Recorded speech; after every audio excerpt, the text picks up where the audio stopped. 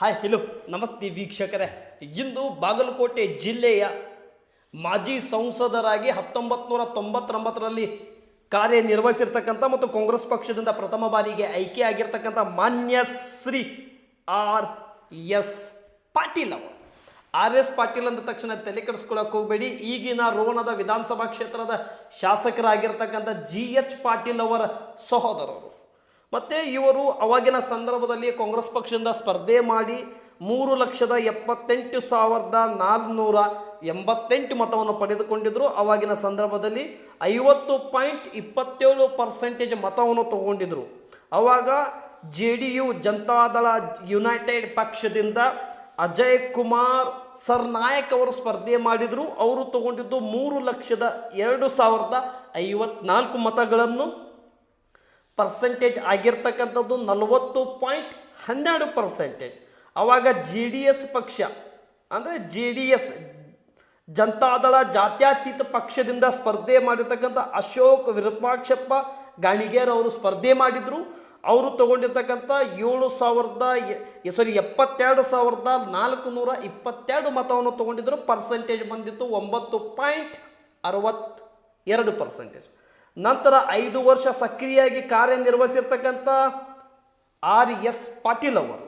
ನಂತರ ಇವರು 2004ರಲ್ಲಿ ಮತ್ತೆ ಹೊಳ್ಳಿ ಕಾಂಗ್ರೆಸ್ ಪಕ್ಷದಿಂದ ಸ್ಪರ್ಧೆ ಮಾಡಿದರು. ಅವಾಗಿನ ಸಂದರ್ಭದಲ್ಲಿ ಈಗಿನ PC ಗದ್ದಿಗೌಡರ್, ಅವಾಗಿನ ಪರ್ತಗೌಡ ಚಂದನಗೌಡ ಗದ್ದಿಗೌಡರವರು ಪ್ರಥಮ ಬಾರಿಗೆ ಭಾರತೀಯ ಜನತಾ ಪಕ್ಷದಿಂದ ಸ್ಪರ್ಧೆ ಮಾಡಿದರು. 4,59,451 ಮತವನ್ನು ತಗೊಂಡಿದ್ರೆ R.S. ಪಾಟೀಲ್ ಅವರು 2,98,068 ಮತವನ್ನು ತಗೊಂಡಿದ್ರು. ಇದು ಚುನಾವಣೆಯ ಇವರು MP ಕ್ಷೇತ್ರದಲ್ಲಿ ಸ್ಪರ್ಧೆ ಮಾಡಿರ್ತಕ್ಕಂಥ ಒಂದು ಇತಿಹಾಸ. ಆದರೆ ಬಾಗಲಕೋಟೆ ಲೋಕಸಭಾ ಕ್ಷೇತ್ರದ ಗದಗ ಜಿಲ್ಲೆಯ ರೋಣ ಒಂದು ವಿಧಾನಸಭಾ ಕ್ಷೇತ್ರ ಬಾಗಲಕೋಟೆ ಲೋಕಸಭಾ ಕ್ಷೇತ್ರ ವ್ಯಾಪ್ತಿಯಲ್ಲಿ ಬರ್ತಿತ್ತು. ಅಂದರೆ ಆವಾಗಿನ ಸಂದರ್ಭದಲ್ಲಿ ವಿಜಯಪುರ ಅಖಂಡ ಜಿಲ್ಲೆ ಆಗಿರ್ತಕ್ಕಂಥ ಸಂದರ್ಭದಲ್ಲಿ ಇವರು ಸಂಸದರಾಗಿರ್ತಕ್ಕಂಥದ್ದು. ಇಂದು ನಮ್ಮ ಜೊತೆ ನ್ಯೂಸ್ ಆಫ್ 43 ಇಂಡಿಯಾದ ವಿಶೇಷ ಸಂದರ್ಶನ ಕ್ಷೇತ್ರದ ಜನನಾಯಕ, ಮಾಜಿ ಸಂಸದ ಮತ್ತು ಹಿರಿಯ ಮುತ್ಸದ್ದಿ ರಾಜಕಾರಣಿ, ಅವಾಗಿನ ಸಂದರ್ಭದಲ್ಲಿ ಮಾಡಿರ್ತಕ್ಕಂಥ ಅಭಿವೃದ್ಧಿ ಪಾತ್ರಗಳನ್ನು ಈಗ ಹಿರಿಯರಾಗಿ ಮನೆಯಲ್ಲಿ ಕೂತಿರ್ತಕ್ಕಂಥವ್ರು.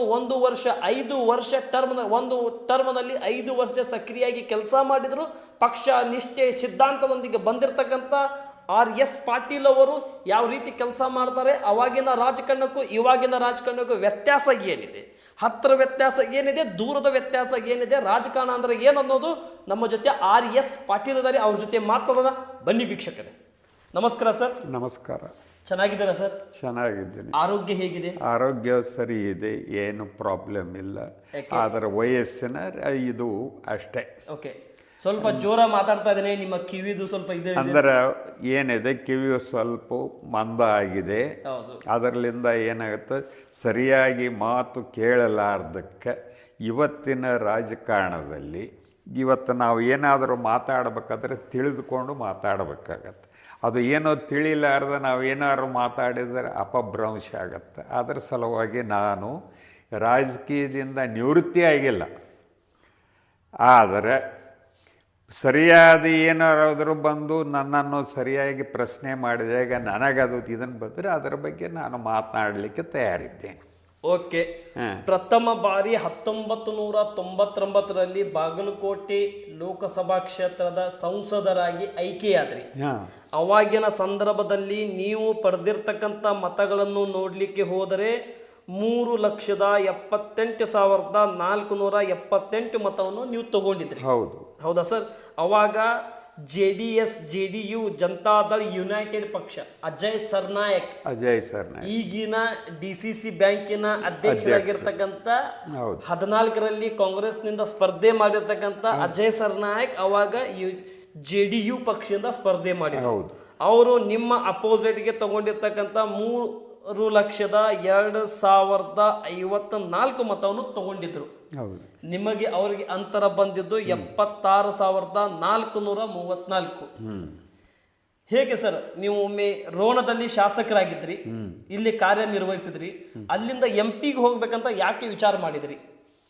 ಅಂದರೆ ಏನಾಯಿತು ಅಂದರೆ ಆವಾಗಿನ ನಮ್ಮ ಕರ್ನಾಟಕ ರಾಜ್ಯದ ಅಧ್ಯಕ್ಷರಾಗಿದ್ದ ಶ್ರೀಯುತ ಖರ್ಗೆ ಅವರು, ಮಲ್ಲಿಕಾರ್ಜುನ್ ಖರ್ಗೆ, ಮಲ್ಲಿಕಾರ್ಜುನ್ ಖರ್ಗೆ ಕಾಂಗ್ರೆಸ್ ಪ್ರದೇಶ ಕಾಂಗ್ರೆಸ್ ಕಮಿಟಿಯ ಪ್ರದೇಶ ಅಧ್ಯಕ್ಷರು. ಕಮಿಟಿಯ ಅಧ್ಯಕ್ಷರಿದ್ದರು. ನಾವು ನಮ್ಮ ಮನೆತನ ಮೊದಲಿನಿಂದಲೂ ಕಾಂಗ್ರೆಸ್ಸಿನ ಒಂದು ಭದ್ರ ಬುನಾದಿ ಹಾಕಿಕೊಂಡು ಈ ಒಂದು ರೋಣ ತಾಲೂಕು ಅಂತ ಅಂದರೆ ದಿವಂಗತ ದೊಡ್ಡಮೇಟಿ ಅಂದಾನಪ್ಪನವರು. ಎಸ್, ದೊಡ್ಡಮೇಟಿ ಅಂದಾನಪ್ಪನವರು ಬ್ರಿಟಿಷರ ವಿರುದ್ಧ ಹೋರಾಡಿದಂಥ ಒಬ್ಬ ಮಹಾನ್ ವ್ಯಕ್ತಿ. ಅವರು ಮೊದಲಿನಿಂದಲೂ ನಮ್ಮ ಮಹಾತ್ಮ ಗಾಂಧೀಜಿಯವರು ಏನು ಒಂದು ಬ್ರಿಟಿಷರ ಹೋರಾಟದ ಬಗ್ಗೆ ದೇಶಕ್ಕೆ ಸ್ವಾತಂತ್ರ್ಯ ತೆಗೆದುಕೊಳ್ಳಲಿಕ್ಕೆ ಒಂದು ಹೋರಾಟ ನಡೆಸಿದರು. ಅವರ ಹೋರಾಟಗಾರರಾಗಿ ಅವರು ಬ್ರಿಟಿಷರ ವಿರುದ್ಧ ಹೋರಾಟ ಮಾಡಲಿಕ್ಕೆ ಹಲವಾರು ಸಲ ಜೈಲಿಗೂ ಹೋಗಿದ್ದರು, ಎಲ್ಲದೋ ಮಾಡಿದ್ರು. ದೇಶದ ಸಲುವಾಗಿ ಅವರು ತಮ್ಮ ದೊಡ್ಡ ಶ್ರೀಮಂತರಿದ್ದರು, ತಮ್ಮ ವ್ಯಕ್ತಿತ್ವವನ್ನು ಪೂರ್ಣವಾಗಿ ದೇಶ ಸ್ವಾತಂತ್ರ್ಯಕ್ಕೋಸ್ಕರ ಚಳವಳಿಯಲ್ಲಿ ಭಾಗವಹಿಸಿ ಅವರು 3-4 ಸಲ ಇನ್ನೂ ಕಾಂಗ್ರೆಸ್ಸು ಇದು ಇದ್ದಿಲ್ಲ ಆವಾಗ, ಬಿಫೋರ್ ಹ್ಯಾಂಡ್ ಅವರು ಬಾಂಬೆ ಇದಕ್ಕೆ ವಿಧಾನಸಭಾ ಕ್ಷೇತ್ರಕ್ಕೆ ಆರಿಸಿ ಬಂದು ಅವರು MLA ಆಗಿ ಆ ಟೈಮ್ದೊಳಗೆ ಇದು ನಮ್ಮ ತಂದೆಯವರು ರೋಣದ ಒಂದು ಪೊಲೀಸ್ ಪಾಟೀಲ್ ಆ್ಯಂಡ್ ಮುಲ್ಕಿ ಪಾಟೀಲ್ ಎರಡು ನಿರ್ವಹಿಸ್ತಾ ಇದ್ದರು. ಬ್ರಿಟಿಷರ ಆಡಳಿತದೊಳಗೆ ಇವರು ಒಬ್ಬರು ಅಧಿಕಾರಿಯಾಗಿ ಇದ್ದರು. ಅದನ್ನು ತಮ್ಮ ಆ ಸನದನ್ನು ಬೇರೆಯವರಿಗೆ ಬರೆದುಕೊಟ್ಟು ದೊಡ್ಡಮೇಟಿ ಅಂದಾನಪ್ಪನವರ ಜೊತೆ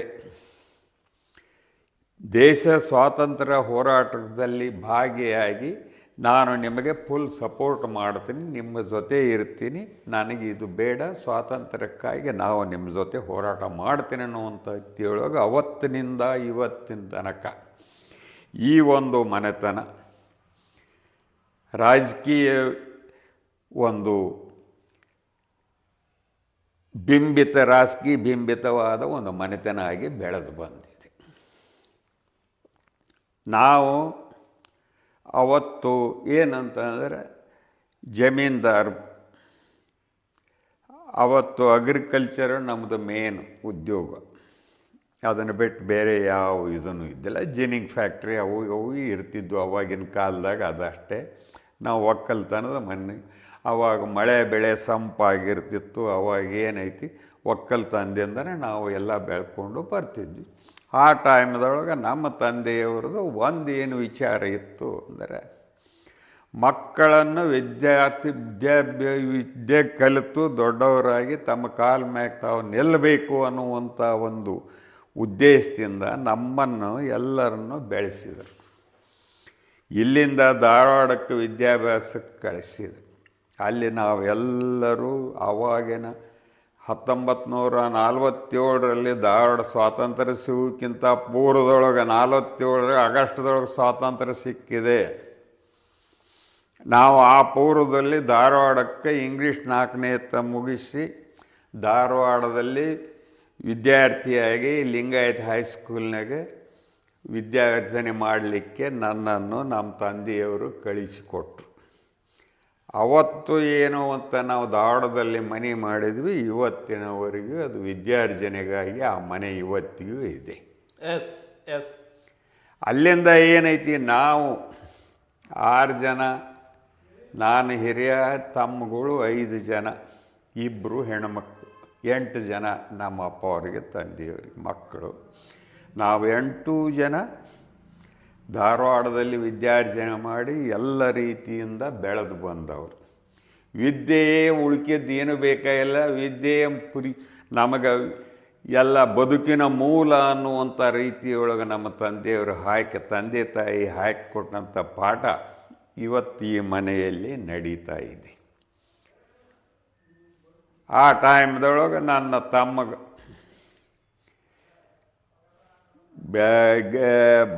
ಬೆಳಗಾವದಲ್ಲಿ ಮಿಲಿಟ್ರಿ ಸ್ಕೂಲ್ದಲ್ಲಿ ಅಡ್ಮಿಷನ್ ಮಾಡಿಸಿ ಆ ಸ್ಕೂಲ್ನಿಂದ ಸೀನಿಯರ್ ಕ್ಯಾಂಬ್ರಿಡ್ಜ್ ಮಾಡಿ ಮಿಲಿಟ್ರಿ ಒಳಗೆ ಅದು ಏನು ಆವಾಗ 71ರೊಳಗೆ ಒಂದು ಏನು ಇದನ್ನಿತ್ತು, ಅದಕ್ಕಿಂತ ಪೂರ್ವದೊಳಗೆ ಚೈನಾ ಹೋರಾಟ 67ರಾಗ ಚೈನಾ ಹೋರಾಟ ಇದು ನಡೆದಿತ್ತು. ಆಟ ಎಮರ್ಜೆನ್ಸಿ ಕಮಿಷನ್ಡ್ ಆಫೀಸರ್ಸನ್ನು ತಗೊಳ್ಳುವಂಥ ಸಂದರ್ಭ ಬಂದಾಗ ನಮ್ಮ ತಮ್ಮ ಮಿಲಿಟ್ರಿ ಯಾಕೆ ಇದಕ್ಕೆ ಹೋಗಿ ಸೆಕೆಂಡ್ ಲೆಫ್ಟಿನೆಂಟ್ ಅಂತಲೇ ಇದನ್ನಾಗಿ ಮುಂದೆ ಅವನು ಇರ್ತಾ ಇದ್ದಾಗ ಅಲ್ಲಿ 71ರಾಗ ಅಲ್ಲೇನು ಚೈನಾ ಬಾರ್ಡ್ರ್ ಯುದ್ಧದೊಳಗೆ ಅಲ್ಲಿ ಭಾಗವಹಿಸಿ ಆ ಟೈಮ್ದೊಳಗೆ ಅದನ್ನು ಇದಕ್ಕೆ ಇಲ್ಲಿ ಮಾವದೊಳಗೆ ಟ್ರೈನಿಂಗ್ ಕ್ಯಾಂಪದೊಳಗೆ ಕೆಲಸ ಮಾಡೋ ಮುಂದೆ 21 ಫೂಟ್ ಎತ್ತರ ಮ್ಯಾಗಿಂದ ಜಿಗಿಯುವಂಥ ಕಾರ್ಯಕ್ರಮದೊಳಗೆ ಬಿದ್ದಾಗ ಇಲ್ಲಿ ಮಂಡಿಗೆ ಇದಕ್ಕೆ ಬೆನ್ನು ಇದಕ್ಕೆ ಚೆಂಡು ಹಚ್ಚಿ ಬಿದ್ದು ಇದನ್ನು ಆದಾಗ ಅವನು ದೊಡ್ಡ ಭಾಳ ತೊಂದರೆಯೊಳಗೆ ಆಯಿತು, ಇವು ಬಹುಶಃ ಉಳಿಯೋದಿಲ್ಲ ಅನ್ನುವಂಥ ಇದನ್ನು ಮೆಸೇಜ್ ನಮಗೆ ಬಂದಿತ್ತು. ಅಂಥ ಟೈಮ್ದೊಳಗೆ ಅವನ್ನ ಸ್ಪೆಷಲ್ ಪ್ಲೇನ್ದೊಳಗೆ ಲಖನೌಗೆ ಮಿಲಿಟ್ರಿ ಹಾಸ್ಪಿಟಲ್ ಕರ್ಕೊಂಡು ಹೋಗಿ ಅವನ್ನ ಆಪರೇಷನ್ ಮಾಡಿಸಿ ಉಳಿದ ಮ್ಯಾಗ ಆ್ಯಸ್ ಎ ಕ್ಯಾಪ್ಟನ್ ವರ್ಕ್ ಮಾಡ್ತಿದ್ದ. ಅವನು ಅಂಡರ್ ಇದನ್ನು ಸರಿಯಾಗಿ ಅವಕ್ಕೆ ಇವೆಲ್ಲ ಹಿಡ್ಕೊಂಡ್ಬಿಟ್ಟಿದ್ದು ಇವು ವೇನ್ಸು, ನರಗಳನ್ನು. ನರ ದೌರ್ಬಲ್ಯದಿಂದ ಬರೆಯೋಕ್ಕೂ ಬರ್ತಿದ್ದಿಲ್ಲ, ಇದನ್ನು ಮಾಡೋಕ್ಕೂ ಬರೀತಿದ್ದಿಲ್ಲ. ಆ ರೀತಿಯೊಳಗೆ ದಿಲ್ಲಿಯೊಳಗೂ 9 ತಿಂಗಳ ದಿವಸ ಅಂಡರ್ ಟ್ರೈನಿಂಗು ಅವ್ರು ಇದರೊಳಗೆ ಉಳಿದದ್ದು. ಆ ಟೈಮ್ದೊಳಗೆ ಇವ್ರಿಗೆ ಮುಂದೆ ಇವ್ಗೆ ತ್ರಾಸ ಮಿಲಿಟ್ರಿ ಒಳಗೆ ತೊಂದರೆ ಆಗಬಹುದು ಅನ್ನುವಂಥ ಇದರೊಳಗಿದ್ದು ಈಗ ಅವಾಗ ಆಪ್ಷನ್ ಕೊಟ್ಟಾಗ IAS ಪರೀಕ್ಷೆಗೆ ಕುಳಿತುಕೊಂಡು IAS ಪರೀಕ್ಷೆ ಪಾಸಾಗಿ IFS ಪರೀಕ್ಷೆ ಪಾಸಾಗಿ ಅವನಿಗೆ ಬಂದು ಇಲ್ಲಿ ಊರಿಗೆ ಬಂದ. ಆ ಟೈಮ್ದೊಳಗೆ ನಮ್ಮ ತಂದೆಯವರು IFSಗೆ ಇದನ್ನು ಅಲ್ಲಿ ಆಪ್ಷನ್ ಕೊಟ್ಟು ಬಂದಿದ್ದ. ಇಲ್ಲಿ ಬಂದರೆ ತಂದೆಯವ್ರಿಗೆ ನಾವು ಇದನ್ನು ವಿಷಯ ತಿಳಿಸಿದಾಗ ನಮ್ಮ ತಂದೆಯವರು ಏನಂದರು, ಅಲ್ಲೋ ಹುಚ್ಚ, ನಾವು ಇರೋದು ಇಲ್ಲಿ ಹಳ್ಳಿ, ಒಂದು ರಿಮೋಟು ವಿಲೇಜ್ದಾಗ ನಾವು ಇರ್ತೀವಿ, ನೀವು IFS ಫಾರಿನ್ ಸರ್ವಿಸ್ ಇದರೊಳಗೆ ನೀವು ಅಲ್ಲಿದ್ದರೆ ನಿಮ್ಮನ್ನು ಭೇಟಿ ಆಗೋದು ಹೆಂಗೆ, ನಾವು ಬರೋದು ಹೆಂಗೆ, ಇದನ್ನು ಮಾಡೋದು ಹೆಂಗೆ, ಅಡ್ಮಿನಿಸ್ಟ್ರೇಟಿವ್ ಸರ್ವಿಸ್ ಆದರೆ ನಮ್ಮ 4 ಮಂದಿಗೆ ನೀವು ಅನುಕೂಲ ಮಾಡುವಂಥ ವ್ಯವಸ್ಥೆ ಆಗತ್ತೆ. ಬಡವರಿಗೆ ಆಧಾರಕ್ಕೆ ಅದಕ್ಕೆ ನೀವು ಇದನ್ನು ಬೇಡ, ಮೊದಲ IASಗೆ ಆಪ್ಷನ್ ಕೊಟ್ಟು ಇಮ್ಮಿಡಿಯೇಟ್ ಟೆಲಿಗ್ರಾಮ್ ಕಳಿಸಂತ ನಮ್ಮ ಕಡೆಯಿಂದ ಹೇಳಿಸಿ ಟೆಲಿಗ್ರಾಮ್ ಕಳಿಸಿ ಲಕ್ಕಿಲಿ ಹಿ ಗಾಟ್ IASದು ಕರ್ನಾಟಕ ರಾಜ್ಯಕ್ಕೆ ಅವಾಗ ಇದನ್ನಾಯಿತು. ಚೀಫ್ BS ಪಾಟೀಲ್ 2004ರಲ್ಲಿ ರಿಟೈರ್ ಆದರು. 2004ರಲ್ಲಿ ರಿಟೈರ್ ಆದರು. ಧಾರವಾಡ ಲೋಕಸಭಾ ಕ್ಷೇತ್ರದಿಂದ ವಿಜಯ ಸಂಕೇಶ್ವರರ ಅಪೋಸಿಟಿಗೆ ಪ್ರಥಮ ಬಾರಿಗೆ ಪ್ರಹ್ಲಾದ್ ಜೋಶಿ ಅವರ ಅಪೋಸಿಟಿಗೆ ಕಾಂಗ್ರೆಸ್ನಿಂದ ಸ್ಪರ್ಧೆ ಮಾಡಿದ ಇದೇ BS ಪಾಟೀಲ್ ಕೇಳಿದ್ದೇನೆ. ಅವರು ಕರ್ನಾಟಕ ರಾಜ್ಯದ ಚೀಫ್ ಸೆಕ್ರೆಟರಿನೂ ಆದರು. ಇದೇ ನಿಮ್ಮ ಮಾನ್ಯ ದಿವಂಗತ SM ಕೃಷ್ಣ ಅವರು ದಿವಂಗತ ಅದರಲ್ಲ, ಅವರು ಚೀಫ್ ಮಿನಿಸ್ಟ್ರಿ ಇದ್ದೊತ್ನಾಗ ಚೀಫ್ ಸೆಕ್ರೆಟರಿಯಾಗಿ ಕೆಲಸ ಮಾಡಿ ಅದೇ ಟೈಮ್ದೊಳಗೆ ನಾನು MP ಆಗಿದ್ದೆ. ಬಾಗಲಕೋಟೆ ಏನಾಗಿತ್ತು, ಬಾಗಲಕೋಟೆ ಜಿಲ್ಲಾ ಇದನ್ನಾಗಿ ಬಾಗಲಕೋಟೆದು ಎಲ್ಲ ಇದೇನು ಆಲಮಟ್ಟಿ ಡ್ಯಾಮ್ ಅದೇ ಸಂದರ್ಭದೊಳಗೆ ಮುಗಿದಿತ್ತು. ಆ ಟೈಮ್ದೊಳಗೆ SM ಕೃಷ್ಣ ಅವರು ಚೀಫ್ ಮಿನಿಸ್ಟರ್ ಇದ್ದೊತ್ನಾಗ ಅದನ್ನು ಉದ್ಘಾಟನೆ ಮಾಡಿದರು. ಆ ಟೈಮ್ದೊಳಗೆ ನಾನು ಹ್ಯಾಪನ್ಸ್ ಟು ಬಿ MP ಓದ್ತೀನಿ. ಅವಾಗಲಿಂದ ಅಲ್ಲಿ ಬಾಗಲಕೋಟೆ ಜಿಲ್ಲೆ ಅನೌನ್ಸ್ ಆದರೆ ಅಲ್ಲಿ ಎಲ್ಲ ಇದಕ್ಕಲ್ಲಿ ಭೂಮಿ ಕಳ್ಕೊಂಡವ್ರದ್ದು ಎಲ್ಲ ದೊಡ್ಡ ಪ್ರಾಬ್ಲಮ್. ಅವಾಗ ಎಷ್ಟು ಒಂದು ಸ್ವಲ್ಪ ಸರ್ಕಾರದಿಂದ ಹಣ ಸಿಗ್ತಿತ್ತು ಭೂಮಿ ಕಳ್ಕೊಂಡವ್ರು. ಅದಕ್ಕೆ ನಾವು ಏನು ಮಾಡಿದ್ವಿ ಅಂತಂದರೆ, ಇದು ಬೇಡಪ್ಪ, ಇಲ್ಲಿ ಇದನ್ನು ಒಂದು ಬಾಗಲಕೋಟೆಯೊಳಗೆ ಅವಾಗ ಒಬ್ಬ IAS ಆಫೀಸರ್ನ ಇದನ್ನು ಮಾಡಿದರು ಇದರ ಮ್ಯಾಗ. ಅದಕ್ಕೆ ಜಾಮದಾರ್ ಅವರಿದ್ದರು, ಕೇಳಿದ್ದೇನೆ. ಜಾಮದಾರ್ ಅವರು ನಮಗೆಲ್ಲ ಇದನ್ನು ಮಾಡಿಕೊಂಡು ಅವರಿಗೇನು ನಾವು ಹೇಳಿದ್ವಿ, ಭೂ ಪರಿವೃತ ಇದನ್ನು ಕಳ್ಕೊಂಡವರಿಗೆ ನಾವು ಒಂದು ಕಮಿಟಿ ಮಾಡಿರಿ, ಆ ಕಮಿಟಿಯೊಳಗೆ ಡಿಸ್ಕಷನ್ ಮಾಡಿ ಈಗಿದ್ದ ಕೊಡ್ತುವಂಥ ಹಣ ಇದು ಭಾಳ ಕಡಿಮೆ ಆಗತ್ತೆ, ಅವರಿಗೆ ಪ್ರಾಬ್ಲಮ್ ಆಗುತ್ತೆ, ಅದನ್ನು ಪರ್ಸೆಂಟೇಜ್ ಜಾಸ್ತಿ ಮಾಡಿ ಇದನ್ನು ಮಾಡಿರಿ ಅನ್ನೋವಂಥ ವಿಚಾರದೊಳಗೆ ಬಂದು ಹೊತ್ನ್ಯಾಗ ಅದಕ್ಕೆ ಚೀಫ್ ಮಿನಿಸ್ಟರ್ ತನಕ ನಾವು ಲೆಟರ್ ಬರೋದು ಎಲ್ಲ ಇದು ನೋಡಿದ್ವಿ. ಆಮೇಲೆ ಅದಕ್ಕೆ ಅವರು ಏನು ಮಾಡಿದರು, ಬಾಗಲಕೋಟೆಯೊಳಗೆ ಒಂದು ಕ್ಯಾಬಿನೆಟ್ ಸಬ್ ಕಮಿಟಿ ಕಳಿಸ್ಕೊಟ್ರು. ಆವಾಗ ನಮ್ಮ ಖರ್ಗೆಯವರು ಇದನ್ನಿದ್ದರು, ಕಂದಾಯ ಮಂತ್ರಿ ಯಾವುದು ಮಂತ್ರಿ ಇದು, ಅವರ ನೇತೃತ್ವದೊಳಗೆ ಕ್ಯಾಬಿನೆಟ್ ಸಬ್ ಕಮಿಟಿ ಮಾಡಿ ಬಾಗಲಕೋಟೆಗೆ ಕಳಿಸಿ ಅದರ ಕೂಡ 5-6 ಮಂದಿ ಮಿನಿಸ್ಟರ್ಸ್ ಬಂದು ಇಲ್ಲೇ ಮೀಟಿಂಗ್ ಮಾಡಿ ಒಂದು ನಿರ್ಣಯಕ್ಕೆ ಬಂದು ಆ ರೀತಿಯೊಳಗೆ ಮುಂದೆ ವ್ಯವಸ್ಥೆ ಚಾಲೂ ಆಯಿತು. ಆವಾಗ ನವನಗರ ಅನ್ನುವಂಥದ್ದು ನಿರ್ಮಾಣ ಆಯಿತು. ಅದಕ್ಕೆಲ್ಲ ನಾವು ಏನು ಇದನ್ನು ಮಾಡೋದು, ಯಾವುದು ನಿಮ್ಮದ ಹರಿಯಾಣದಾಗ ಐತಲ್ಲ ಚಂಡೀಗಢ ಇದು ಏನೈತಿ ಅಲ್ಲಿ ಏನು ಒಂದು ರೀತಿಯೊಳಗೆ ಐತಿ, ಆ ರೀತಿಯೊಳಗೆ ಇಲ್ಲಿ ಡೆವಲಪ್ ಮಾಡಬೇಕನ್ನುವಂಥ ಒಂದು ಇದರ ತೊಗೊಂಬಂದು ಅದರ ಪ್ರಕಾರ ಡೆವಲಪ್ ಮಾಡಬೇಕು, ಆ ರೀತಿಯೊಳಗೆ ರೋಡ್ಸು ಅದನ್ನೆಲ್ಲ ಮಾಡಬೇಕನ್ನುವಂಥ ವಿಚಾರದೊಳಗೆ ಬಂದು ಅದೇ ರೀತಿಯೊಳಗೆ ಡೆವಲಪ್ ಮಾಡೋಕ್ಕೆ ಇದನ್ನು ಮಾಡಿದೆ. I happens to be I was the MP of that period 1999. I contested for the election. Being a Bagalkot, it is my father-in-law's place. Yes. My wife is from my father-in-law is from Bagalkot, that is Rakkasgi Sardesai anta. He is the owner of the powerhouse that was private electricity ಇದನ್ನು ಕೊಡ್ತಿದ್ರು ಬಾಗಲಕೋಟೆಗೆ supplier ಅವರು. ಅವ್ರ ಮಗಳ ನನ್ನ ಕುಟುಂಬ.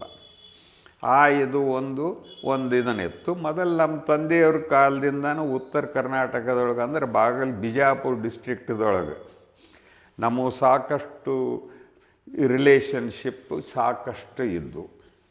ಆ ಒಂದು ಹಿನ್ನೆಲೆಯೊಳಗೆ ನನಗೇನಪ್ಪ ಒಬ್ಬ ಪರಿಚಿತ ಮನುಷ್ಯ ಅನ್ನುವಂಥದ್ದು ಕಂಡುಕೊಂಡು ಅಲ್ಲಿ ಅವು ಇವು ಅಂತ ತಿಳ್ಕೊಂಡು ಏನೇನೋ ಇದನ್ನು ಆಗಿ ಕೆಲವೊಂದು ಅಲ್ಲಿ ಬಾಗಲಕೋಟೆ ಪೊಲಿಟಿಕ್ಸ್ದೊಳಗೆ ಸಾಕಷ್ಟು ಭಿನ್ನಾಭಿಪ್ರಾಯಗಳಿದ್ದ ಹೊತ್ತಿನಾಗ ಒಡಕುಗಳು ಭಿನ್ನಾಭಿಪ್ರಾಯ ಇದ್ದ ಹೊತ್ತಿನಾಗ ನನಗೆ ಖರ್ಗೆಯವರು ಅವರು ಜಿಲ್ಲಾ ಕಾಂಗ್ರೆಸ್ ಇದು ಕಮಿಟಿ ವತಿಯಿಂದ ವಿಚಾರ ಮಾಡಿ ಏನು ಮಾಡಿದರು, RS ಪಾಟೀಲ ಒಬ್ಬ ಸೂಕ್ತ ವ್ಯಕ್ತಿ, ಅವು ಕೊಟ್ಟರೆ ಆರಾಮ್ ಆರಿಸಿ ಬರ್ತಾನೆ ಅನ್ನುವಂಥ ಮೆಸೇಜ್, ಅಂಡರ್ಗ್ರೌಂಡ್ ಮೆಸೇಜ್ ತಿಳ್ಕೊಂಡು ಅವರು ಇಂಟರ್ನಲ್ ಮೆಸೇಜ್ ನಮಗೆ ಏನು ಅಪ್ಲೈ ಮಾಡಲಾರ್ದೇ ಇದ್ದರೂ ಸಹಿತ ನನಗೆ ಖರ್ಗೆಯವರು ನನ್ನ ಹೆಸರು ಪ್ರಪೋಸ್ ಮಾಡಿ ಎಲ್ಲ ಮನಾಗ ನಿಮ್ಗೆಲ್ಲರದು ಒಪ್ಪಿಗೆ ಪಡೆದು ಕಳಿಸ್ರಿ ಮೊದಲ ಅಂತ ತಿಳ್ಕೊಂಡು ನನಗೆ ಫೋನ್ ಮಾಡಿ ಹೇಳಿದರು. ನಮ್ಮ ಮನೆಯೊಳಗೆ ಎಲ್ಲರೂ ಆಯ್ತಪ್ಪ ಬಂದೈತಿ ಬರಲಿ, ನಾವು ಏನು ಇದನ್ನು ಮಾಡೋಕ್ಕಾದ್ರೆ ಅಷ್ಟು ಖರ್ಚು ಮಾಡೋಕ್ಕಾಗೋದಿಲ್ಲ ಅಂದರೂ ಸಹಿತ ಯಾವುದೇ ರೀತಿಯೊಳಗೆ ನಮ್ಮ ಪಕ್ಷದ ವತಿಯಿಂದ ನನಗೊಂದು ಇದನ್ನು ಕೊಟ್ಟಾರ ಅಂದಾಗ ಅದನ್ನು ನಾವು ನಡೆಸ್ಕೊಂಡು ಹೋಗೋಣ ಅಂತ ತಿಳ್ಕೊಂಡು ನಾವು ಹ್ಞೂ ಅಂದುಬಿಟ್ವಿ. ಎಲ್ಲರೂ ಹ್ಞೂ ಅಂದರು. ಅಲ್ಲಿಂದ ನಾನು ಅಲ್ಲಿಗೆ ಬಾಗಲಕೋಟೆಗೆ ಹೋದ್ವಿ, ನಾಮಿನೇಷನ್ ಮಾಡಿದ್ವಿ. ಎಲ್ಲರ ಜನರು ಕೂಡ ಒಡನಾಟಿತ್ತು. ಮೊದಲಿನಿಂದ ನಾನು ಅಲ್ಲಿ ಓಡಾಡ್ತಿದ್ದೇನೆ. ಬೀಗರ ಊರು ಅಂದಾಗ ಅವಾಗ ಏನು ದೊಡ್ಡ ದೊಡ್ಡವ್ರದ್ದು ಎಲ್ಲ ಅವ್ರು ನಮ್ಮ ರಕ್ಕಸಿ ದೇಸಾಯರು ಅಂದ್ರೆ ಒಂದು ಟೈಮ್ದೊಳಗೆ ಇದೇ ನಮ್ಮ ನಿಜಲಿಂಗಪ್ಪನವ್ರ ಕಾಲದಿಂದಲೂ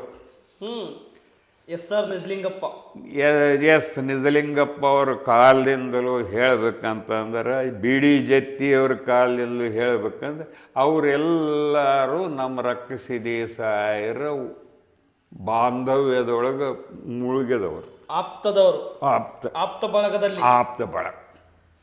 ಎಸ್ ನಿಜಲಿಂಗಪ್ಪನವರ ಅವರ ಸಂಬಂಧ ನಿಮ್ಮ ದೇಸಾಯಿ ಅವರ ಸಂಬಂಧ ಒಂದು ಆಪ್ತ ಬಳಗ. ಎಸ್. ಅದರ ಜೊತೆಗೆ ಇಲ್ಲಿನೂ ಸಹಿತ ನಮ್ಮ ತಂದೆಯವ್ರ ಕಾಲದೊಳಗೆ ನಿಜಲಿಂಗಪ್ಪನವರು ರೋಣಕ್ಕೆ ಸಾಕಷ್ಟು ಸರಿ ಬಂದ್ರೆ ನಮ್ಮ ಮನೆಗೆ ಬಂದ ಹೋಗುವುದು ಅವೆಲ್ಲ ಒಂದು ಇದನ್ನಿತ್ತು. ಇದರ ಮ್ಯಾಗೆ ಸೂಕ್ತ ವ್ಯಕ್ತಿ ಅಂತ ತಿಳ್ಕೊಂಡು ನನಗೆ ಇದನ್ನು ಮಾಡಿದ್ರು. ಆ ರೀತಿ ಒಳಗೆ ಇದನ್ನು ಮಾಡಿದ್ರು.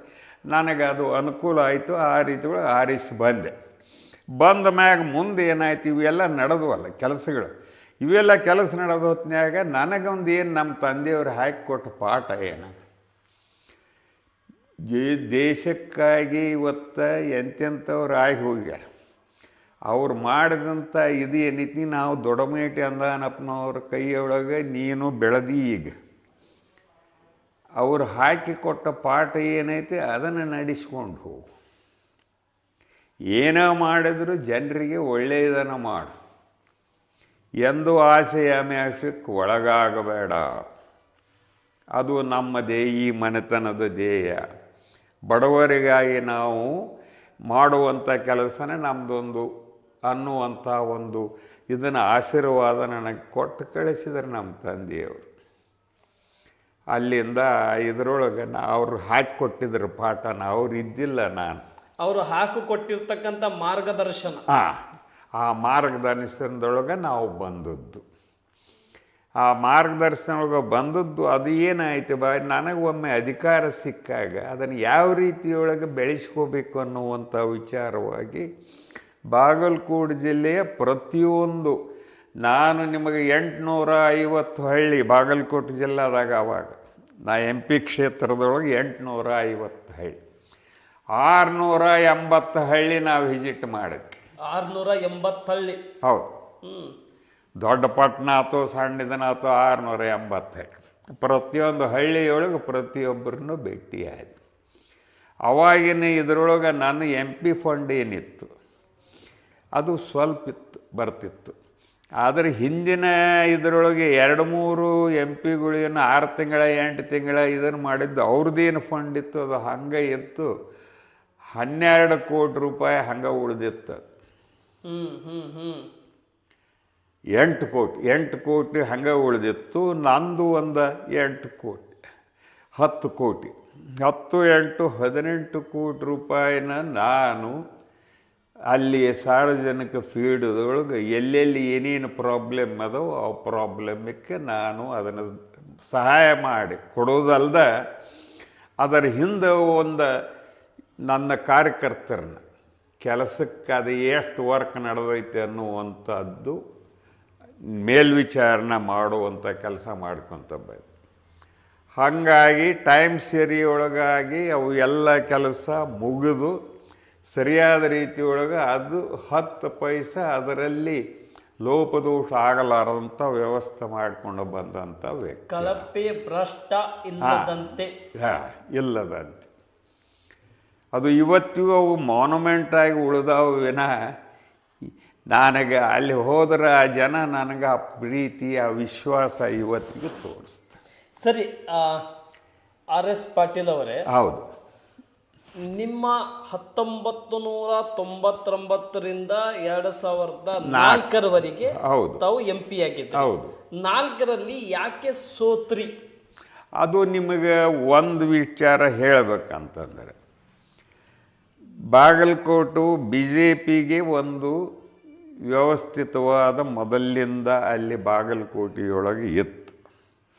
ಅದಕ್ಕೆ ಯಾವುದೇ ಇದು ಬಂದಿದ್ದಿಲ್ಲ. ಏಕಾಏಕಿ BJP ಇದರೊಳಗೆ ಕೇಂದ್ರದೊಳಗೆ ಗದ್ದಿಗೌಡ್ರವರ ಅಪೋಸಿಟ್ಗೆ 1,67,383 ಮತಗಳಿಂದ ತಾವು ಪರಾಜಿತ ಆಗಿದ್ರಿ. ಹೌದು. ಆದರೆ ಅದು ಏನಾಯಿತು ಅಂದರೆ, ಒಬ್ಬ ನನಗೆ ಸಮಾಜದ ಎಲ್ಲ ಜನ ನನ್ನ ಪ್ರೀತಿ ವಿಶ್ವಾಸನ ನೋಡಿಕೊಂಡು ಎಲ್ಲರೂ ನಾನು ಕೂಡ ಬಂದವರು ಇದನ್ನು ಮಾಡಿದ್ದು ಆಗಿತ್ತು. ಆಮೇಲೆ ಏನಾಯಿತು, ಅಲ್ಲಿ ಒಂದು ಜಾತಿ ರಾಜಕಾರಣನೂ ಬಂತು. ಅದರ ಜೊತೆಗೆ ನಾನು 5 ವರ್ಷದೊಳಗೆ ಅಭಿವೃದ್ಧಿ ಕೆಲಸ ಮಾಡಿದ್ದಕ್ಕೆ ನನ್ನ ಬಗ್ಗೆ ಅಲ್ಲಿ ಇನ್ನಿತರೆ ಎಲ್ಲ ಎಮ್ ಎಲ್ ಎದು ಇವರು ಎಲ್ಲರೂ ಏನು ಇವ್ರದ್ದು ಹಿಂಗಾದ್ರೆ ಏನಪ್ಪ ನಮ್ಮ ಜಿಲ್ಲಾದವ್ರಿಗೆ ಅಸ್ತಿತ್ವನ ಸಿಗುವುದಿಲ್ಲನೋ ಅನ್ನುವಂಥ ವಿಚಾರ ಅವ್ರ ತಲೆಯಾಗ ಬರಕತ್ತು. ಮೂಡಿ ಆಟ, ಒಳಬೇಗುದಿ, ಹೊಟ್ಯಾಗ ತಳಮಳ. ಹಾಂ, ಹೇಗಪ್ಪ ಅವರು ಇವತ್ತು ಇಲ್ಲೇ ಇರ್ತಾರೆ ಬಾಗಲಕೋಟೆಗೆ, ಇರೋದು ಕಡಿಮೆ, ಹೋಗೋದು ಅಲ್ಲಿ ರೋಣ ನಮ್ಮ ಜಿಲ್ಲಾಕ್ಕೆ ಸಂಬಂಧಿಸಿದ್ದಲ್ಲ. ಇದ್ರ ಬಗ್ಗೆ ನಾವು ವಿಚಾರ ಮಾಡಬೇಕಾಗತ್ತಲ್ಲ ಅನ್ನುವಂಥ ವಿವೇಚನೆ ಅಲ್ಲಿ ಜನರಲ್ಲಿ ಒಳಗದು ಹೋರಾಡಕ್ಕೈತಿ. ಅದರ ಜೊತೆಗೆ ನಾನು ಹೇಳಿದ್ದೆ, ಬಾಗಲಕೋಟೆ ಜಿಲ್ಲಾ ನನ್ನ ಜಿಲ್ಲಾ ಕಾಂಗ್ರೆಸ್ ಕಮಿಟಿ ಅಧ್ಯಕ್ಷನೂ ನಾನಾದೆ. ಎಲ್ಲ ಇದರೊಳಗೂ ಮುಂಚೂಣಿಯೊಳಗೆ ನಾ ಇರಾಕತ್ತಿದ್ದೆ. ಆದರೆ ಯಾವ ಪೋಸ್ಟು ನಾನು ಜಿಲ್ಲಾ ಅಧ್ಯಕ್ಷ ಬಿಟ್ಟು ಉಳ್ಕಿದ ಯಾವ ಪೋಸ್ಟು ನಾನು ಕೇಳಿಲ್ಲ, MP ಒಂದು ಬಿಟ್ಟರೆ. ಆಮ್ಯಾಗ ಅಲ್ಲಿ ಬೈಫರ್ಕೇಷನ್ ಆಯಿತು. ಯಾವುದು ಡಿಸ್ಟಿಕ್ ಈಗೇನು ಅಜಯ್ ಸರ್ನಾಯಕರ ಅಧ್ಯಕ್ಷ ಅದರ BDCC bank, central cooperative bank, Bagalkot district cooperative bank, Bagalkot district central cooperative bank, ಅದರ ಅಧ್ಯಕ್ಷಗಿರಿ ಬಂದು ಹೊತ್ತಿನಾಗ SR ಪಾಟೀಲ್ರನ್ನ ಅಧ್ಯಕ್ಷನ ಮಾಡಿ ನನಗೆ ಅಧಿಕಾರ ಕೊಟ್ಟರು. ನಾನು ಆಗ್ಬೋದಿತ್ತು, ಆದರೆ ಬೇಡಪ್ಪ ನಿಮ್ಮವ್ರು ನೀವು ಇರ್ರಿ ಅಂತ ತಿಳ್ಕೊಂಡು ಅವ್ರಿಗೆ ಎಲ್ಲರನ್ನು ಇದನ್ನು ಮಾಡಿಕೊಂಡು ಅಧ್ಯಕ್ಷರು ಮಾಡಿ ಅವ್ರನ್ನ ನಡೆಸ್ಕೊಂಡು ಬಿಟ್ಟು ಇವೆಲ್ಲ ಆಗಿದಾವ. ಇವನ್ನೆಲ್ಲ ಓಕೆ, ಕ್ಲೋಸ್. ಈ ಕಾಂಗ್ರೆಸ್ಸಿನ 5 ಗ್ಯಾರಂಟಿ ಬಗ್ಗೆ ನಿಮ್ಮ ಹತ್ರ ಬರುವಂತ, ನಿಮ್ಮ ಹತ್ರ ಕೆಲಸ ಮಾಡುವಂತ ಬಡ ಜನರ ಬಗ್ಗೆ ಇದರ ಒಂದು ಅಭಿಪ್ರಾಯ ಏನಿದೆ? ನೋಡ್ರಿ, ಇದು ಗ್ಯಾರಂಟಿ ಏನದಾವ, ನಿಜವಾಗಿ ಇವತ್ತು ನಾವು 1947 ನಮಗೇನು ಸ್ವಾತಂತ್ರ್ಯ ಸಿಕ್ಕ ನಂತರ ಕಾಂಗ್ರೆಸ್ಸಿನ ಮೊದಲನೇ ಉಸಿರು ಏನಂತಂದ್ರೆ ಈ ದೇಶದ ಜನತೆ ಸೆಕ್ಯುಲರ್ ಆಗಿ ನಾವು ಇರಬೇಕು ಅನ್ನುವಂಥದ್ದು ಒಂದು ಮೂಲ ಕಾರಣ, ಮೂಲ ಇದು ಏನಂದು ಮಂತ್ರ ಮಹಾತ್ಮ ಗಾಂಧಿಯವರು ಹಾಕಿಕೊಟ್ಟದ್ದು ಮಂತ್ರ ಸೆಕ್ಯುಲರ್. ಆ ಸೆಕ್ಯುಲರ್ ವ್ಯಕ್ತಿತ್ವದಿಂದ ಈ ದೇಶದಲ್ಲಿ ಇದ್ದರೆ ಎಲ್ಲರೂ ಸಮಾನರಾಗಿರಬೇಕು, ಸಣ್ಣದು ದೊಡ್ಡದು ಅನ್ನುವಂಥದ್ದು ಬೇಡ, ಎಲ್ಲರೂ ಸಮಾನರಾಗಿ ಎಲ್ಲರೂ ನಾವು ಬಾಳಬೇಕು ಅನ್ನುವಂಥ ವಿಚಾರದೊಳಗೆ ಹಲವಾರು ಕಾರ್ಯಕ್ರಮಗಳನ್ನು ಮಾಡಿಕೊಂತ ಕಾಂಗ್ರೆಸ್ ಪಕ್ಷ ಬಂತು. ಆದರೆ ಅದಕ್ಕೇನೈತಿ, ಚ್ಯುತಿ ಬರುವಂಥ ಕೆಲಸಗಳನ್ನು ವಿರೋಧ ಪಕ್ಷ ಮಾಡಿಕೊಂತ ಇವತ್ತಿಗೂ ಬಂದಾವು, ಅದು ನಡೆದೇ ಇದೆ. ಆದರೆ ಕಾಂಗ್ರೆಸ್ಸಿನ ಮೂಲ ಉದ್ದೇಶ ಏನೈತಿ, ಯಾವಾಗ ಕಾಂಗ್ರೆಸ್ ಹುಟ್ಟಿತು ಈ ದೇಶದ ಸ್ವಾತಂತ್ರ್ಯ ಚಳವಳಿ ಮಾಡಿ ಮುಂದೆ ಆವಾಗ ರಾಜ್ಯಕ್ಕೆ ದೇಶಕ್ಕೆ ನೂತನವಾಗಿ ಮಹಾತ್ಮ ಗಾಂಧೀಜಿಯವರು ಜವಾಹರ್ಲಾಲ್ ನೆಹರೂರವರನ್ನು ಇದನ್ನು ಪ್ರೈಮ್ ಮಿನಿಸ್ಟರ್ ಆಗಿ ಮಾಡಿದ ಮೇಲೆ 1947 ಮುಂದೆ 50 ಇದನ್ನೇನಾಯಿತು, 50 ಅದಕ್ಕೆ ಇಲೆಕ್ಷನ್ ಮಾಡಬೇಕು ಅನ್ನುವಂಥ ವಿಚಾರದ ಬಂದು 52 ತನಕ ಇಲೆಕ್ಷನ್ ಆಗಲಿಲ್ಲ. ಆವಾಗ ಇವ್ರನ್ನ ಮಾಡಿದರು. ಮುಂದೆ ಅಲ್ಲಿಂದ ಇಲೆಕ್ಷನ್ ಸ್ಟಾರ್ಟ್ ಆದ. ಆ ಟೈಮದೊಳಗೆ ಏನೇ ಇದ್ದರೂ ದೇಶ ಭಾಳ ಹಿಂದುಳಿದೈತಿ. ನಾವು ಎಲ್ಲ ಅದನ್ನೆಲ್ಲ ಕಂಡುಕೊಂಡವರು, ನಾವು ಸ್ವಾತಂತ್ರ್ಯ ಪೂರ್ವದ ಹುಟ್ಟಿದವರು, ನಾವು ಅದನ್ನೆಲ್ಲ ಮಾಡ್ಕೊತ ಬಂದವರು, ನೋಡ್ಕೊತ ಬಂದವರು.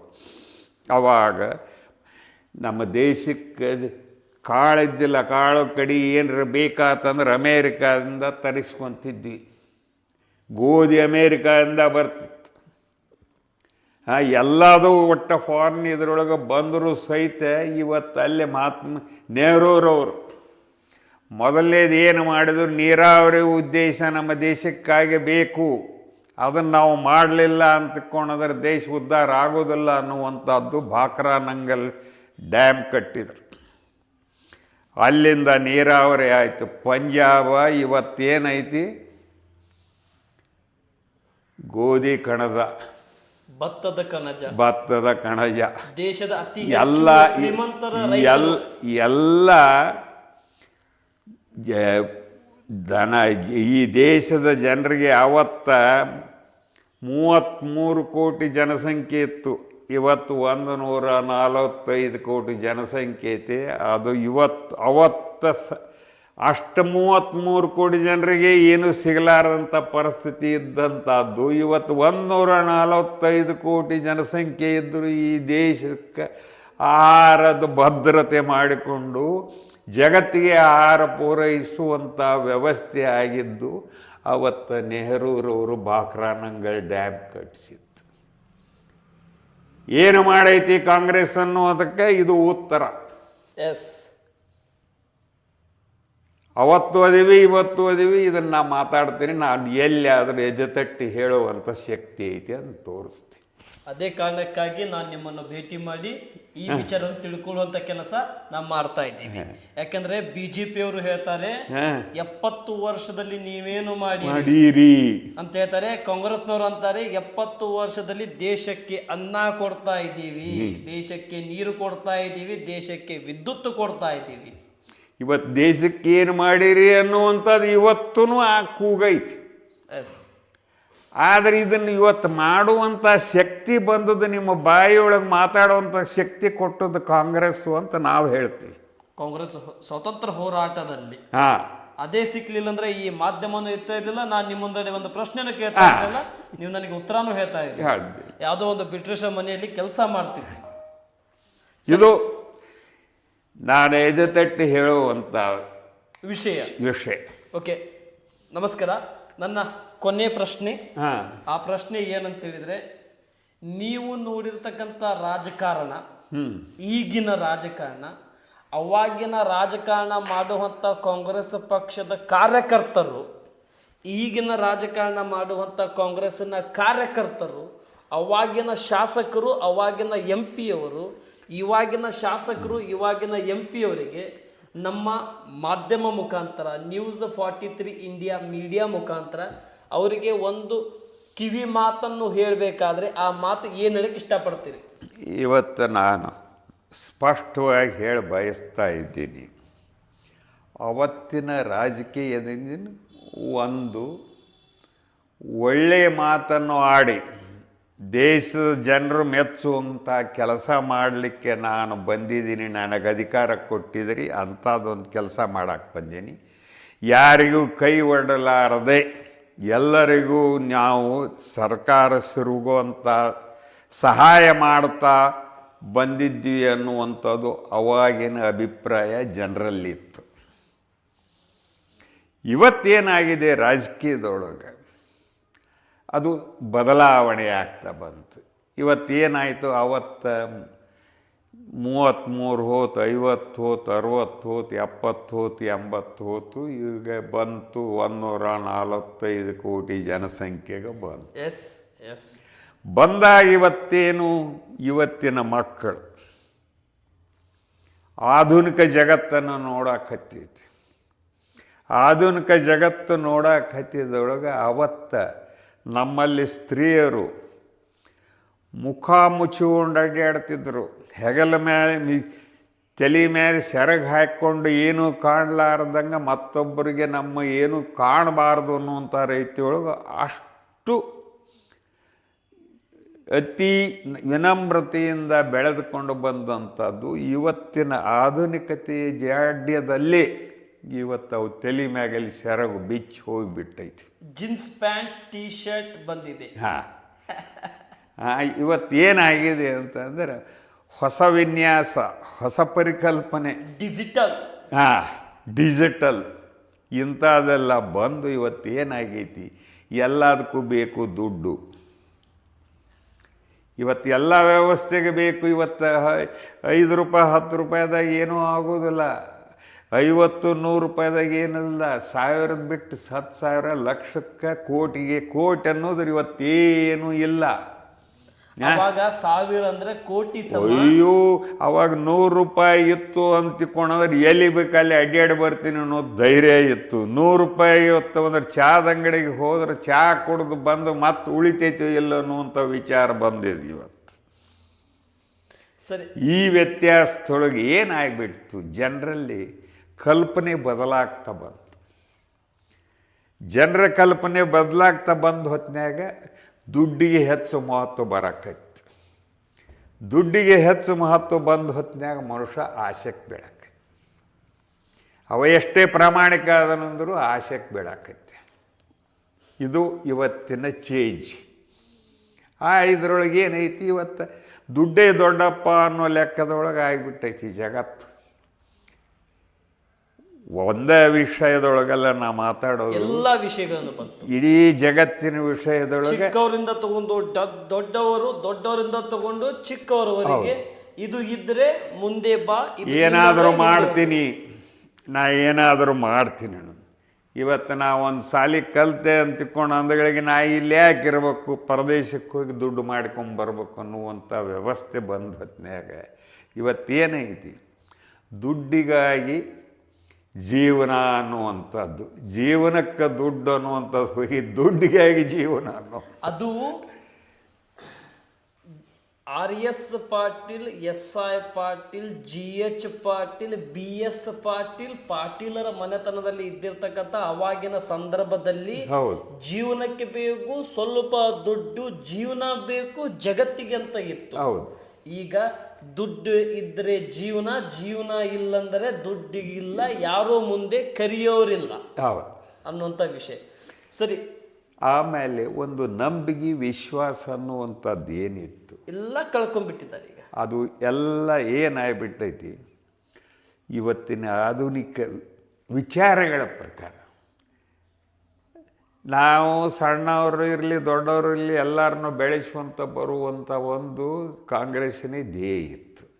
ಸಮಾನಾಂತರವಾಗಿ ನಾವು ಇರಬೇಕು ಅನ್ನುವಂಥ, ನಾವೆಲ್ಲರೂ ಒಂದು ಅನ್ನುವಂಥ, ಜಾತಿ ಒಂದು ಅನ್ನುವಂಥದ್ದು, ಮನುಷ್ಯ ಜಾತಿ ಗಂಡು ಹೆಣ್ಣು ಇಷ್ಟೇ ಇದು ಕಾಂಗ್ರೆಸ್ಸಿನ ಧ್ಯೇಯ ಇತ್ತು. ಇವತ್ತೇನು ಜಾತೀಯತೆ ತಾಕಲಾಡಕೈತಿ.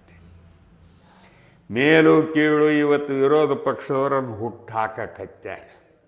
ಜಾತಿ ಇಲ್ಲಂದ್ರೆ ರಾಜಕಾರಣ ಇಲ್ಲ, ಜಾತಿ ಇಲ್ಲಂದ್ರೆ ಅಧಿಕಾರ ಇಲ್ಲ, ಜಾತಿ ಇಲ್ಲಂದ್ರೆ ಮತ ಹೋಟ್ ಇಲ್ಲ. ಸರಿ, RS ಪಾಟೀಲ್ ಅವರೇ, ನಾನು ಆರೋಗ್ಯ ದೃಷ್ಟಿಯಿಂದ ಈ ಸಂದರ್ಶನ ಅಂತ್ಯ ಮಾಡ್ತಾ ಇದ್ದೇನೆ. ಮುಂದಿನ ದಿನಮಾನಗಳಲ್ಲಿ ಮತ್ತೊಂದು ಬಾರಿಗೆ ನಾನು ನಿಮ್ಮನ್ನು ಬಂದು ಭೇಟಿ ಮಾಡುವಂಥ ಪ್ರಯತ್ನ, ಈ ಸಂದರ್ಶನಕ್ಕೆ ವಿರಾಮ ನೀಡ್ತಾ ಇದ್ದೇನೆ. ನೀವು ಇಷ್ಟೊತ್ತಿನವರೆಗೆ ನ್ಯೂಸ್ 43 ಇಂಡಿಯಾ ಮುಖಾಂತರ ರೋಣದ ಮಾಜಿ ಶಾಸಕರಾಗಿ, ಬಾಗಲಕೋಟೆಯ ಮಾಜಿ MP ಆಗಿ, ಬಾಗಲಕೋಟೆಯ ಜಿಲ್ಲಾ ಅಧ್ಯಕ್ಷರಾಗಿ ಮತ್ತು ಕಾಂಗ್ರೆಸ್ ಪಕ್ಷದ ಸಮಗ್ರ ಅಭಿವೃದ್ಧಿಗೆ ಕಾಂಗ್ರೆಸ್ ಪಕ್ಷ ಕಟ್ಟಿ ಬೆಳೆಸುವುದರಲ್ಲಿ ಯಶಸ್ವಿಯಾಗಿರ್ತಕ್ಕಂಥವರು RS ಪಾಟೀಲ್ ಅವರು. ನಾನು ಕೊನೆಯದಾಗಿ ಒಂದು ಪ್ರಶ್ನೆ ಕೇಳಿಕ್ಕೆ ಇಷ್ಟಪಡ್ತಾ ಇದ್ದೇನೆ. ಆ ಪ್ರಶ್ನೆ ಏನಂತ ಹೇಳಿದ್ರೆ, ನಿಮಗೆ ದಾನಮಯ್ಯ ಕರ್ಣಾಸುರ ಅಂತಾರಂತೆ, ಯಾವ ವಿಷಯದಲ್ಲಿ ಹೇಳಿ? ಅದು ಏನಂತಂದ್ರೆ ನಮ್ಮ ಮನೆತನದ ವಿಚಾರನೇ ಒಂದು ಬಂದು, ನಮ್ಮ ತಂದೆ ತಾಯಿಯವ್ರು ಹಾಕಿಕೊಟ್ಟದ್ದು ನಮಗೆ ತಿನ್ನಕ ಉಣ್ಣಾಕ ನಮಗೆ ಏನು ಕಡಿಮೆ ಇಲ್ಲ.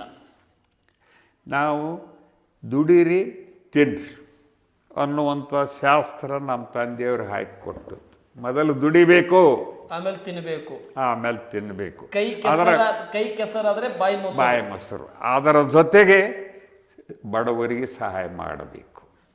ಅದರಲ್ಲಿಂದ ಏನೈತಿ, ಯಾವಾಗಲೂ ಸುಳ್ಳು ಹೇಳಬೇಡ್ರಿ, ಸತ್ಯದಿಂದ ನಡೀರಿ, ಸತ್ಯವೇ ಜಯತೆ. ಜಯ. ಇದು ನಮ್ಮ ತಂದೆಯವರು ತಂದೆ ತಾಯಿಯವರು ಹಾಕಿಕೊಟ್ಟದ್ದು ಒಂದು ಮೂಲ ಉದ್ದೇಶ. ಅದರಿಂದ ನಾವು ಇದರೊಳಗೆ ಇಂದಿನವರೆಗೂ ನಮ್ಮ ತಂದೆಯವರ ಕಾಲದಿಂದ ಬಂದದ್ದು ಇವತ್ತು ನಮ್ಮ ಕಾಲದೊಳಗೆ, ನನಗೂ ಇವತ್ತು 92 ವರ್ಷ, ನನ್ನ ಅಣ್ಣತಮ್ಮಗಳಿಗೂ ಸಹಿತ ಇವತ್ತು ನಾವು ಅಗ್ರಿಕಲ್ಚರ್ ಇದರಿಂದ ಬೇಸ್ದಿಂದ ಬಂದದ್ದು. ಇವತ್ತು ನಮ್ಮ ಮಕ್ಕಳು ಮೊಮ್ಮಕ್ಕಳು ಮರಿಮಕ್ಕಳು ಕಿರಿಮೊಮ್ಮಕ್ಕಳು ಮುಂದೆ ಅವರೆಲ್ಲರಿಗೂ ಏನಾಗಿದೆ ಅಂದರೆ ವಿದ್ಯೆ. ಆ ವಿದ್ಯೆ ಶಿಕ್ಷಣ ಅದನ್ನು ಕೊಟ್ಟು ಅವ್ರನ್ನೆಲ್ಲ ಬೆಳೆಸಿಬಿಟ್ಟಿದ್ದೀವಿ. ಅವ್ರು ಯಾರು ಇಲ್ಲಿ ಇರಕ್ಕೆ ತಯಾರಿಲ್ಲ. ತುಂಬ ದೊಡ್ಡ ದೊಡ್ಡ ಹುದ್ದೆಯೊಳಗೆ ಹೋಗ್ಬಿಟ್ಟಾರೆ. ಸ್ವಂತ ಕಾಲ ಮೇಲೆ ನಿಂತ್ಕೊಂಡು ಎಲ್ಲರೂ ಕೆಲಸ ಮಾಡಿಕೊಂಡು ತಮಗೆ ಇದನ್ನು ಇಲ್ಲಿ ಆಸ್ತಿ ದೌಲತ್ತು ಇದಕ್ಕೆ ಯಾವುದಿದ್ದರೂ ಒಂದೇನೋ ಕಾರಣಕ್ಕಾದ್ರೆ ಬರ್ತಾರೆ, ಎಲ್ಲರೂ ಕೂಡ್ತಾರೆ, ಇರ್ತಾರೆ, ಹೋಗ್ತಾರೆ. ಆದರೆ ಈ ಸ್ವಂತ ಇದೇನು ಅಗ್ರಿಕಲ್ಚರ್ ಐತಲ್ಲ ಇದ್ರ ಬಗ್ಗೆ ಯಾರು ಹೊಳ್ಳಿ ನೋಡಿ. ಓಕೆ, ಥ್ಯಾಂಕ್ ಯು, ತುಂಬ ಧನ್ಯವಾದಗಳು.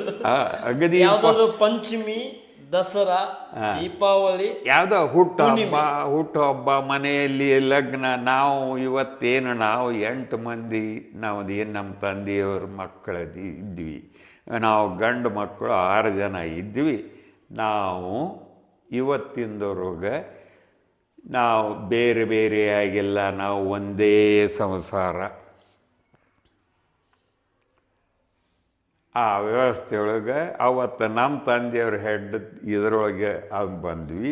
ಇವತ್ತು ನನ್ನ ಹೆಡ್ದೊಳಗೆ ಇವತ್ತು ನಮ್ಮ ಅಣ್ಣ ತಮ್ಮಗಳು ಇದನ್ನು ಮಾಡಿಕೊಂಡು ಈಗ ಅವ್ರು 5 ಜನ ಅದಾರ ನೋಡ್ರಿ, ಅಲ್ಲಿ ಐತಿ. ಅದು ನಮ್ಮ ತಂದೆ ತಾಯಿಯವರು ಅಲ್ಲೇ. ಇದು ನಾವು ಅವರು ಹಾಕಿಕೊಟ್ಟ ಪಾಠ ಇದು ನಡೆದೈತಿ. ಇದರ ಜೊತೆಗೆ ನಮ್ಮ ಮಕ್ಕಳು ಮೊಮ್ಮಕ್ಕಳು ಸಹಿತ ಅದನ್ನು ನಡೆಸಿಕೊಂಡು ಹೊರಟಿದೆ. ಓಕೆ, ತುಂಬ ಧನ್ಯವಾದಗಳು. ಇಷ್ಟೊತ್ತಿನವರೆಗೆ ನಮ್ಮ ಸಂದರ್ಶನಕ್ಕೆ ಪ್ರಥಮ ಬಾರಿಗೆ ನಾವು ಹುಬ್ಬಳ್ಳಿ ಶಹರದಿಂದ ಬರ್ತಾ ಇದ್ದೀವಿ ಅಂದ ತಕ್ಷಣ ಬೇಡ ಅನ್ನಲಿಲ್ಲ, ಬನ್ನಿ ಅಂತ ಹೇಳಿದ್ರಿ. ಹೌದು, ನಮ್ಮ ಒಂದು ಸಂದರ್ಶನಕ್ಕೆ ಅವಕಾಶ ಮಾಡಿಕೊಟ್ಟಿದ್ದಕ್ಕೆ ತುಂಬ ಧನ್ಯವಾದಗಳು. ನಮಸ್ತೆ, ಜೈ ಹಿಂದ್. ಅದರ ಜೊತೆಗೆ ನಂದೊಂದು ರಿಕ್ವೆಸ್ಟ್ ನಿಮಗೆ. ಇದು ಏನೈತಿ, ನಾವು ಇದು ಎಕ್ಸಾಜರೇಷನ್ ಅಲ್ಲ, ನಂದು ಇದ್ದ ವಿಷಯ ನಾವು ಮಾತಾಡ್ತೀವಿ. ಇವತ್ತು ಸುಳ್ಳಿಗೆ ಭಾಳ ಮಹತ್ವ ಕೊಡಕ್ಕೆ. ಹೌದು, ಸತ್ಯ ಇಲ್ಲ, ಸತ್ಯಕ್ಕೆ ಮಾತು ಭಾಳ ಇಲ್ಲ. ಸುಳ್ಳು ಅನ್ನೋದೇ ಒಂದು ವಿಷಯನೇ ತಮ್ಮ ಜೀವನ ಮಾಡಿಕೊಂಡಿದ್ದಾರೆ. ಸುಳ್ಳು ಅನ್ನೋದೇ ಒಂದು ಪಾಠ ಮಾಡಿಕೊಂಡಿದ್ದಾರೆ. ಸುಳ್ಳು ಅನ್ನೋದೇ ಒಂದು ಬದುಕು ಮಾಡಿಕೊಂಡಿದ್ದಾರೆ. ಹೌದು, ಆದರೆ ಇವತ್ತು ಅದು ಈ ಮಂಚನದೊಳಗಿಲ್ಲ. ನಾವು ಏನೇ ಇದ್ರೂ ಇವತ್ತು ನಾ ಆಗಲಿ ನಮ್ಮ ತಮ್ಮಗಳಾಗಲಿ, ಇವತ್ತು ನನ್ನ ತಮ್ಮಗಳು ಅಷ್ಟು ಮಂದಿ ಅದಾರ, ಎಲ್ಲರೂ ವಿದ್ಯೆ ಶಿಕ್ಷಣ ಎಲ್ಲ ಮಕ್ಕಳಿಗೂ ಆ ರೀತಿಯೊಳಗೆ ಶಿಕ್ಷಣ ಕೊಡಿಸಿ ಆ ರೀತಿಯೊಳಗೆ ಬೆಳೆತಿದ್ದಾರೆ. ಓಕೆ, ಎಲ್ಲ ನಮ್ಮದೊಂದು ಈಗ 140-150 ಜನರದೊಂದು ಕುಟುಂಬ ಆಗಿ 140ರಿಂದ 150 ಜನರ ಕುಟುಂಬ. ಹಾಂ, ಥ್ಯಾಂಕ್ ಯು. ಹಾಂ, ಅದನ್ನು ಇದೇ ಫಾರಿನ್ದೊಳಗೆ 10-50 ಮಂದಿ ಹೋಗಿದ್ದಾರೆ. ಮಕ್ಕಳು ಮೊಮ್ಮಕ್ಕಳು ಮರಿಮಕ್ಕಳು ಎಲ್ಲರೂ ಫಾರಿನ್.